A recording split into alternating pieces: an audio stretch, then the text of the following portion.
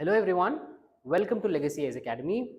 Welcome to this initiative where from the Legacy IAS Academy we are discussing mains questions. Clear?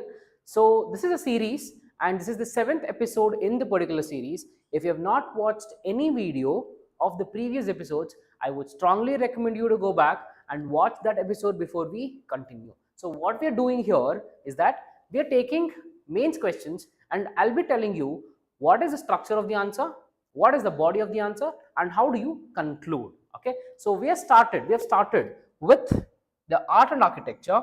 So in today's session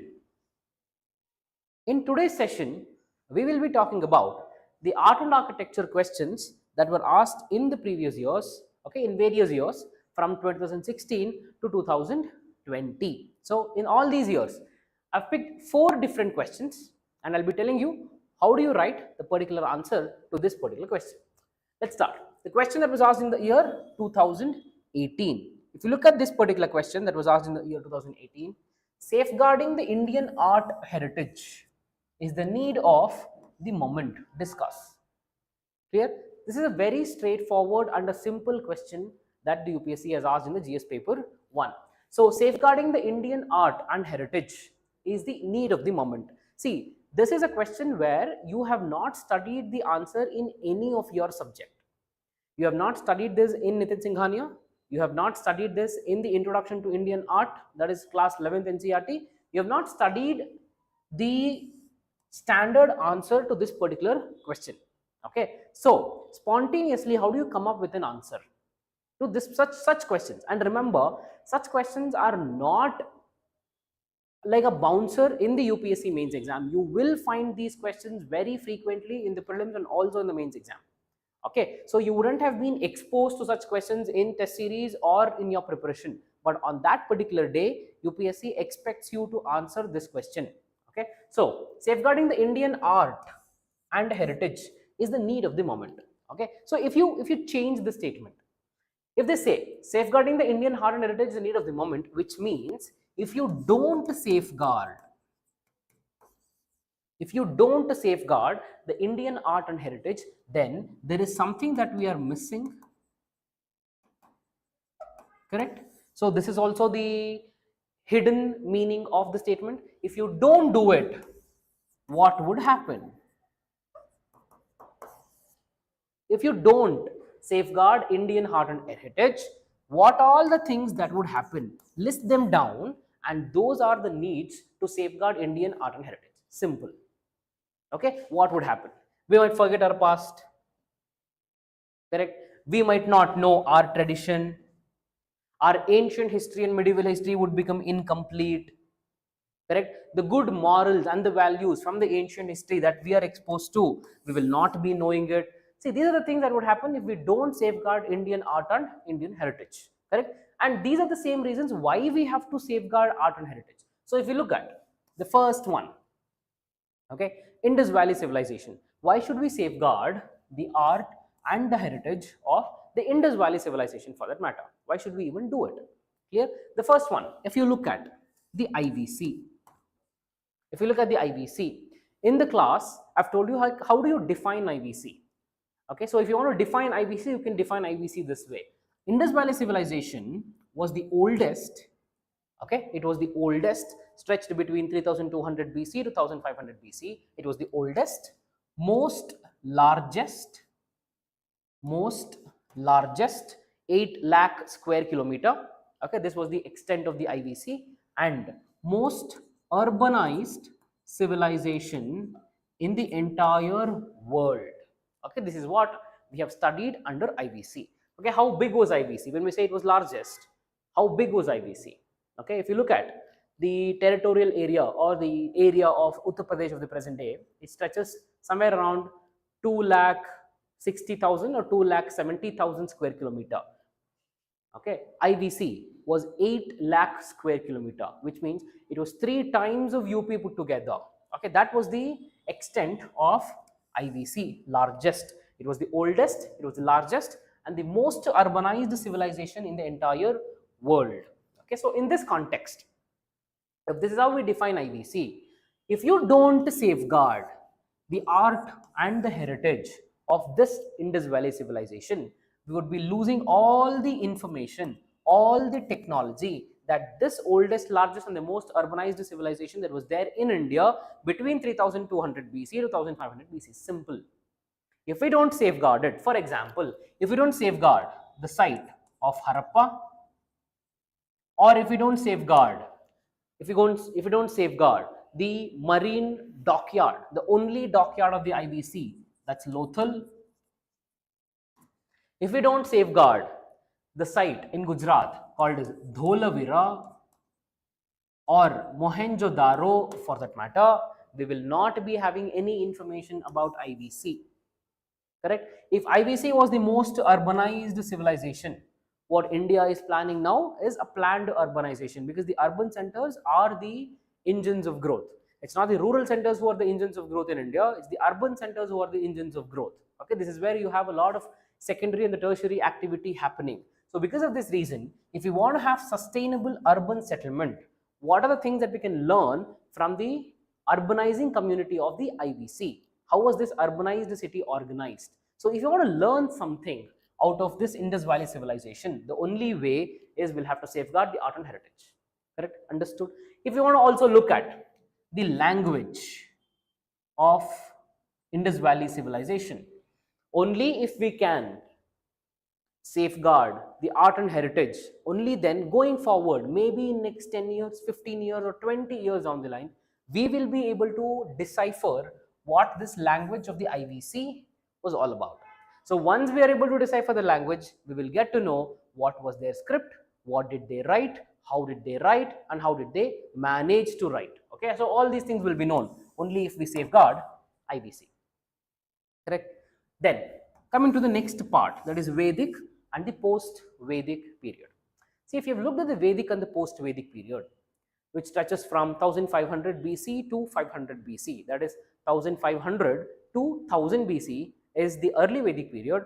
1000 BC to 500 BC will be the later or the post-Vedic period. So this is the time period where all our 4 Vedas were compiled. Rig Veda, Yajurveda, Samaveda and Atharvana Veda. And this is the time period where a great transformation happened from a utopian Vedic society or the utopian Rig Vedic society to the most complex post-Vedic society or the later Vedic culture. So the later Vedic culture is also called as Brahmanism. Okay, this is a term given to it. So if you want to understand the Indian heritage, if you want to understand Indian ancient scriptures, where is our source? Our source is the Vedic and the post-Vedic. Clear? Then, if you look at the Mauryan Empire, what else do we have in the Mauryan Empire? When we look at the Mauryan Empire, we have studied Mauryan pillars, we have studied Mauryan stupas, we have studied the Dhamma policy of Ashoka. Clear? So, if you look at the pillars,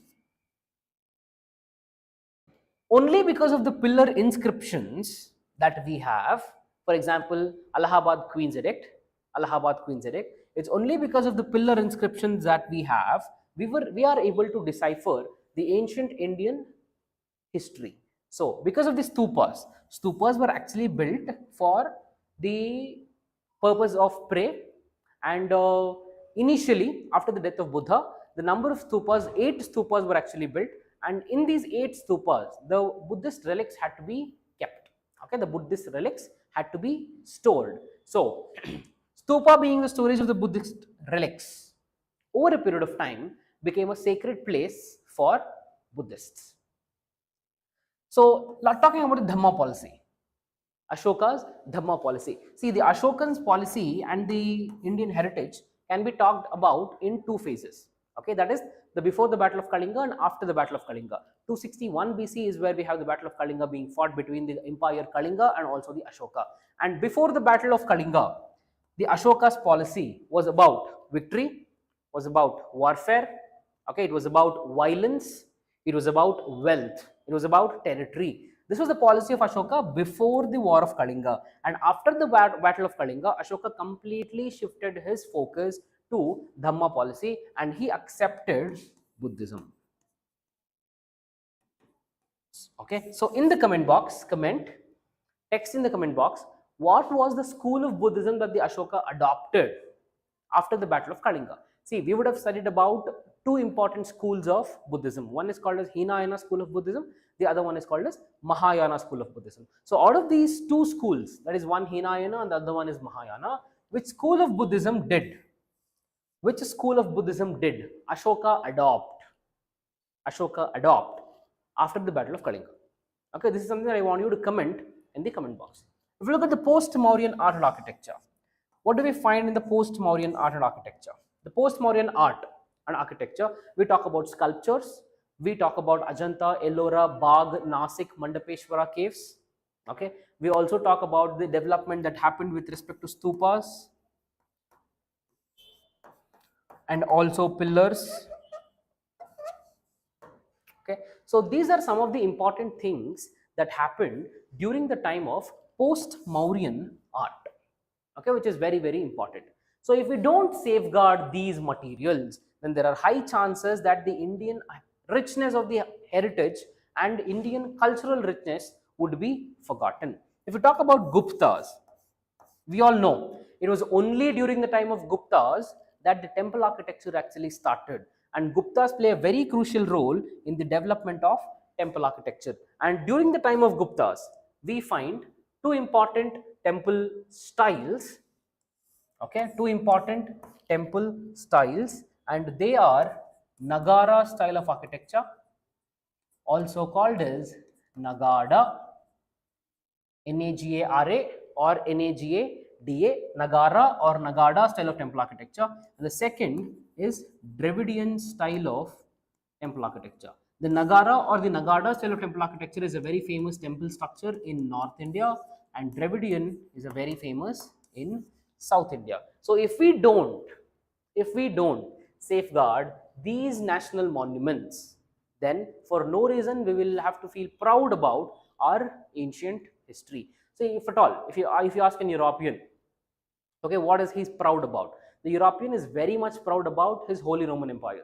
At the same time, you ask a guy from the Middle East, what is he very proud about? He is very proud about his own empire, that is Ottoman Empire for that matter. At the same time, if you ask an Indian for that matter, what is he very proud about? Okay, he should feel proud about the Mauryan Empire and also the Gupta Empire for that matter.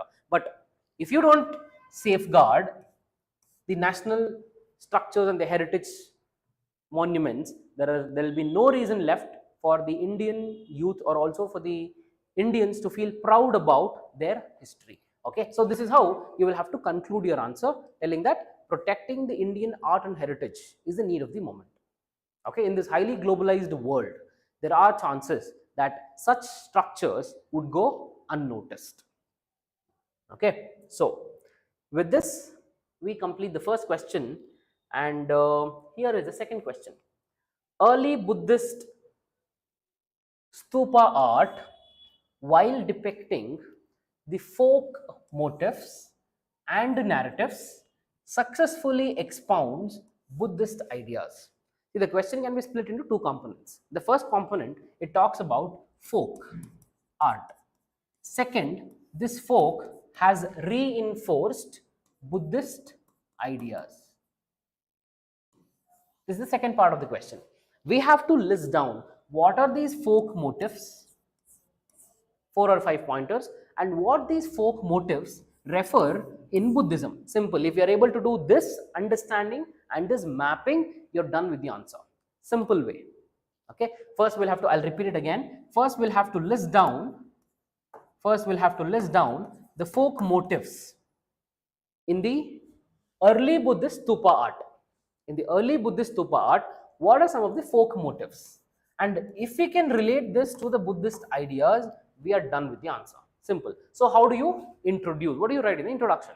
If you want to write the introduction about the early Buddhist stupa, okay, you can write about the Buddhism, you can write about the stupa architecture, you can write about Buddha attaining nirvana, you can also write about 8 Buddhist stupas that were built after the death of Buddha to store his relics. Over a period of time it got expanded. So all these things you can mention in the introduction. Okay, let's start. First one, if we talk about the early Buddhist stupa art, okay, stupas we do find in the Mauryan Empire. Okay, during the time of Mauryas, which started from 321 BC. 321 BC is where we have the establishment of the Mauryan Empire by Chandragupta Maurya. and Kautilya, also called as Chanakya. From 321 BC, it stretches till 187 BC. A huge time period, around 150 years. Okay, huge time period.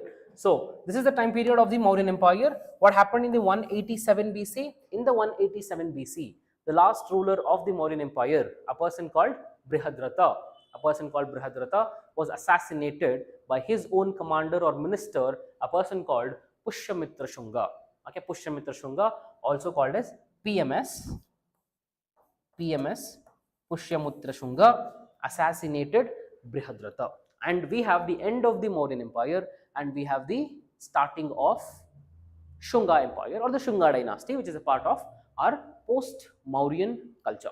So, if you look at the early Buddhist stupa architecture, we can start from here.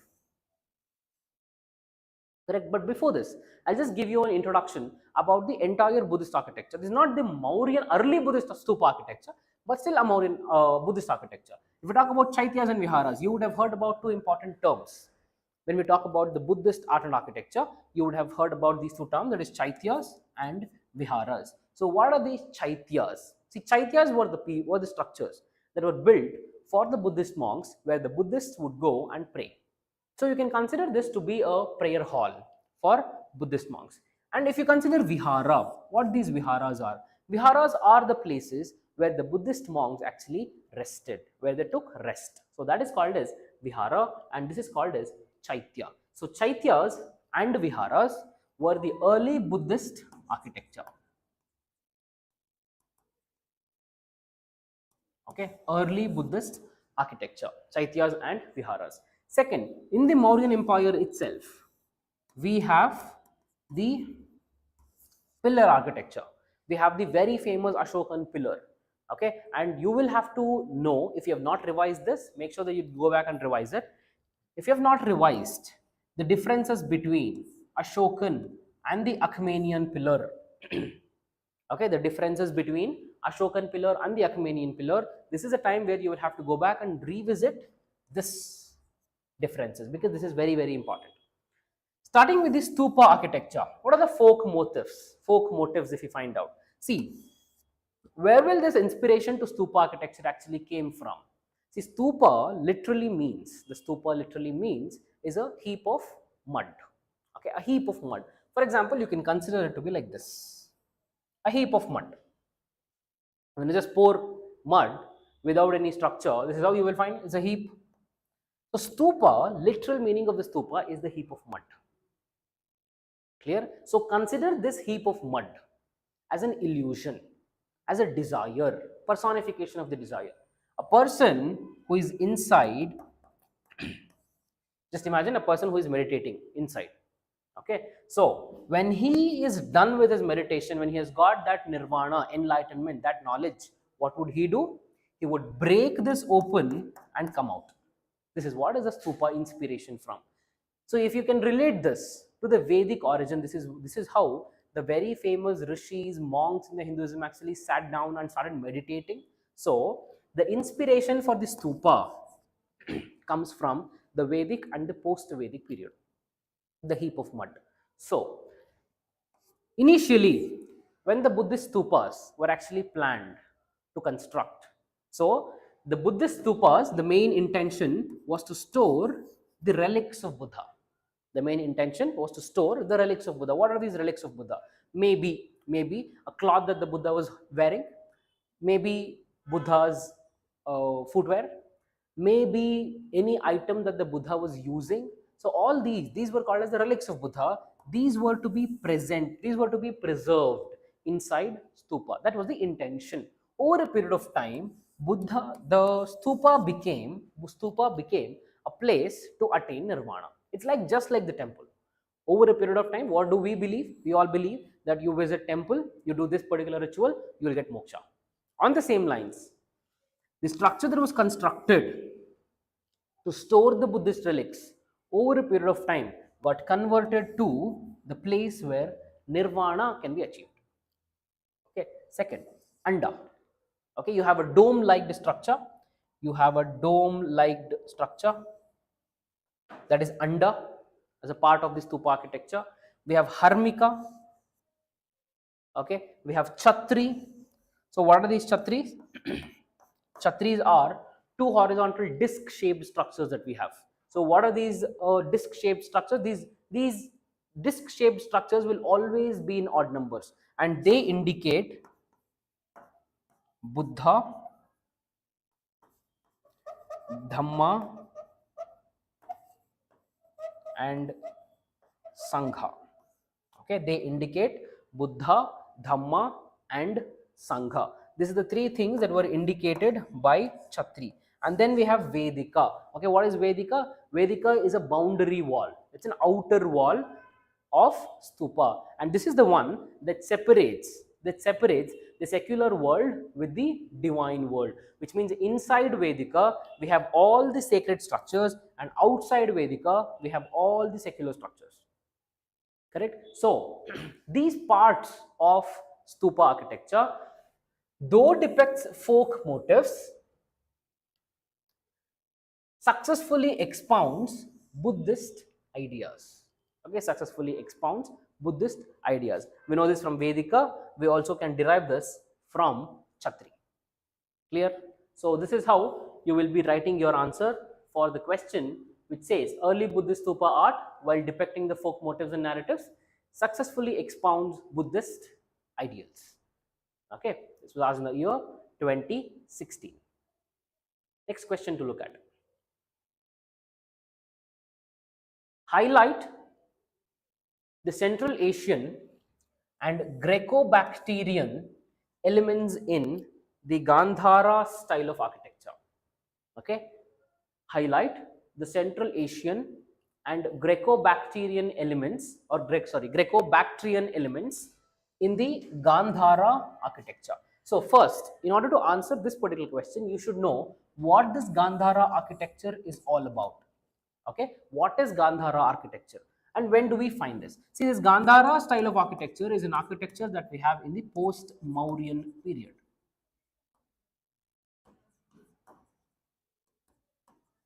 Okay, in the post-Mauryan period, we have a special style of architecture that is getting emerged in three important places in India. One is Gandhara, okay, second and the third. Second important school of architecture that emerged in the post-Mauryan period is called as Mathura style of architecture. Okay, and the third is Amaravati style of architecture, or Amaravati style of sculpture construction. See, all these three are different styles of the sculpture construction. Okay, there are different types of sculptures. We have Gandhara, we have Mathura, and we have Amaravati. Gandhara is something that developed in the northwestern part of India. The present day may be the parts of Kashmir, parts of Haryana, parts of Rajasthan, parts of the present day Pakistan. Okay, so these are the places, or Gujarat probably, and these are the places where we have the Gandhara style of architecture getting emerged. At the same time, if we talk about Mathura style of architecture, as the name itself suggests, it is in the northern India. If we talk about the Amaravati style of architecture, this is about South India. Clear? So the question says the Central Asian and the Greco-Bactrian elements in the Gandhara art. Suppose in the classes what we have studied is that I've made you differentiate between Gandhara, Mathura and Amaravati style of architecture. So we have listed down some pointers under Gandhara style of architecture. We have listed down 6 important pointers, okay, under the Gandhara style of architecture, and these are the influences from Greco-Bactrian and Central Asian. What are these influences? First one, why do we even have that influence? In order to answer this question, why do we have such a Central Asian and Greco-Bactrian influence over the Gandhara style of architecture? We have it because of the territory. What is the territory of the Gandhara style of architecture? It is the northwestern part of India, through which we have faced a lot of invasions. Whole lot of invasions is what we have faced in the northwestern part. Okay, so because of this reason, because of this territorial distribution of the Gandhara style of architecture, it's very easy for us to have the Asians and the Greco-Bactrian influence. Second one, What is the raw material used? In the entire structure, the majority raw material that is used by the Gandhara art is the bluish grey sandstone. Okay, bluish grey sandstone. At the same time, under the Amaravati style of architecture, the majority building material or a principal building material for the construction of the sculpture would be white marble. White marble is a principal building material for Amaravati school of sculpture. For Gandhara, it is always bluish grey sandstone. Next, if you look at the Buddhist origin, majority of the sculptures, okay, where under the Gandhara style of architecture, revolve around the Buddhist images, the Buddha images. For example, Buddha's head at Taxila. This is a very important structure of the Buddhist Gandhara style of architecture. Fourth, it was very famously patronized by Kushans. So, finally, and the most important part, facial characteristics. And these facial characteristics have been very heavily inspired from the Asian and the Greco-Bactrian elements. Okay, like for example, what do we have? The first one, if you look at, we have half closed eyes because Buddha is in the meditating form. Okay, this is an inspiration from the way the Greek gods have been described. For example, there is a Greek god called Zeus, Zeus. Zeus. Zeus is a Greek god. Clear? So if you look at Zeus, and if you look at the hairs of Zeus, it's completely wavy in nature. It's curly in nature. So that is how the curly hairs of Buddha have been depicted. And Zeus wears minimum amount of cloth. So Zeus is not elaborately using his clothing or the jewelry. At the same time, we have very minimal amount of cloth and also zero or very limited jewelry in the Gandhara style of architecture. Okay, so if you want to write an example of the Gandhara style of architecture, then the Buddha's head at Taxila, Taxila, Buddha's head at Taxila would be a very great example to quote in the examination about the Gandhara style of architecture. Okay, so this is with respect to the Central Asian and the Greco-Bactrian elements in the Gandhara art. So you might ask me a question like, why is it only Gandhara? Why not Mathura and Amaravati have the Central Asian and the Greek Bactrian influence? Why not?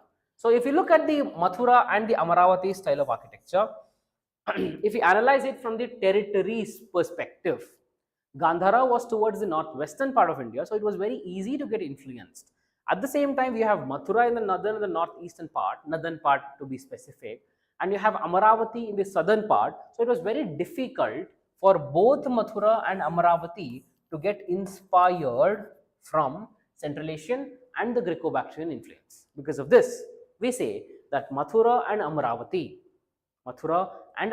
style of sculpture are indigenous in origin, whereas this, that is Gandhara, has a great Hellenistic influence. So remember, Mathura and Amaravati have a great indigenous origin and Gandhara has completely Hellenistic influence. Okay, so with this you can conclude your answer. Clear? Last question for the day. It says, the rock cut architecture represents one of the most important sources of our knowledge of early Indian art and history. Okay, this is the question that is asked in the year 2020. The rock cut architecture represents one of the most important sources of the knowledge of the early Indian art and history. So, this entire question, what are you supposed to write? We'll have to talk about the rock cut architecture.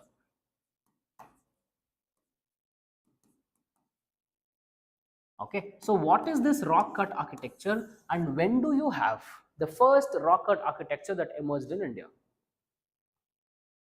Okay, so in order to answer this particular question, we don't have any rocket structures of IVC. We don't have any rocket structures of the Vedic and the post-Vedic period. The first rocket cave that we find, the rocket cave is during the time of Mauryan Empire. That is from 321 BC to 187 BC. That is the first time where we have the rocket architecture being emerged. So what do we have in the Mauryan Empire? Under the Mauryan Empire, we have two things. Okay, under the Mauryan Empire, we have two important things that we have got as a part of the rocket architecture. One is the rocket elephant at a place called Dhauli in Odisha. At a place called Dhauli in Odisha, we have the first rocket structure, that is rocket elephant at Dhauli. And second thing, during the time of Ashoka, one important thing that we have is the Barabar and Lomas Rishi caves. Barabar and the Lomas Rishi caves, okay, which were constructed by Ashoka and which were donated to a different sect called as Ajivikas. Okay, which were donated to a different sect called as Ajivikas, and these are the things that we have under the rocket architecture of the Mauryan Empire.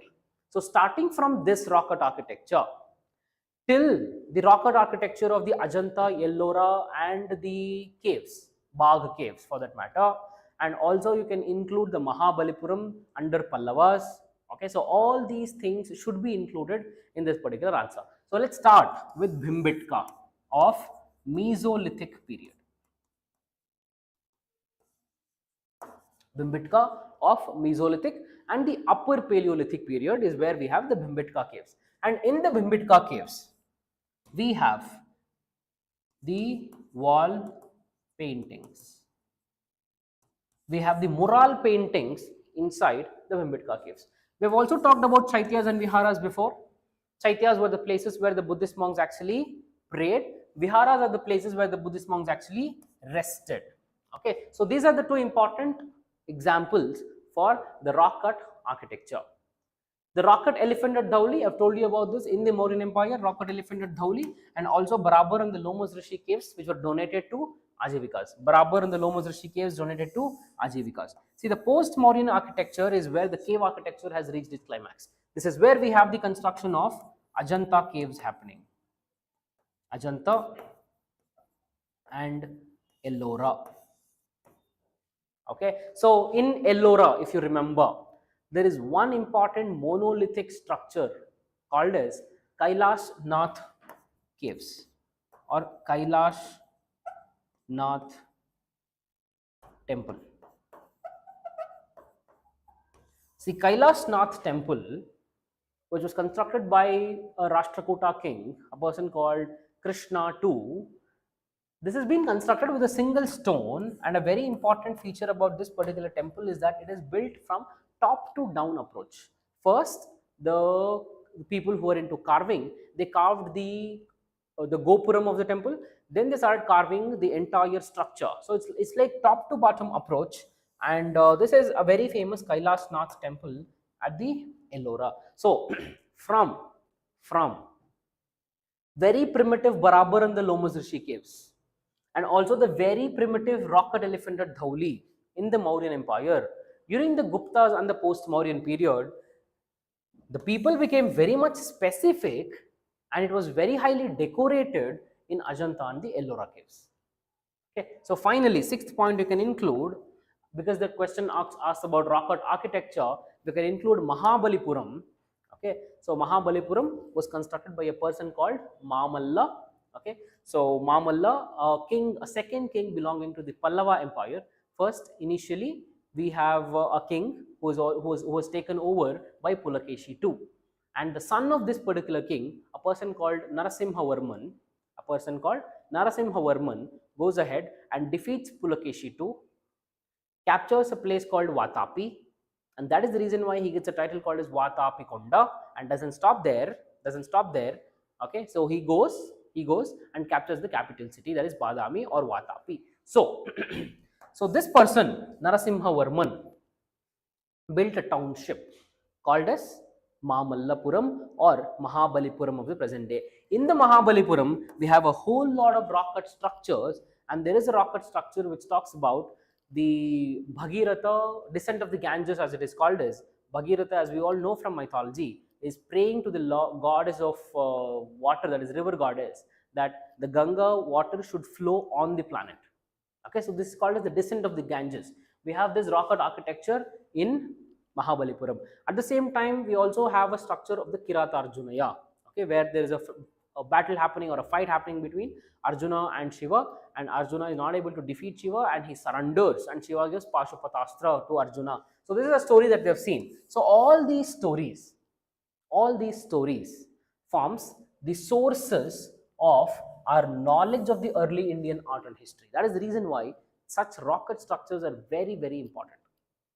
Okay, so that we can reconstruct our history. So with this, we come to the end of the session, and if you have liked the video, don't forget to hit the like button. At the same time, subscribe to Legacy IAS Academy to get more updates, and also press the bell icon to get all the updates from the Legacy IAS Academy. Have a nice day.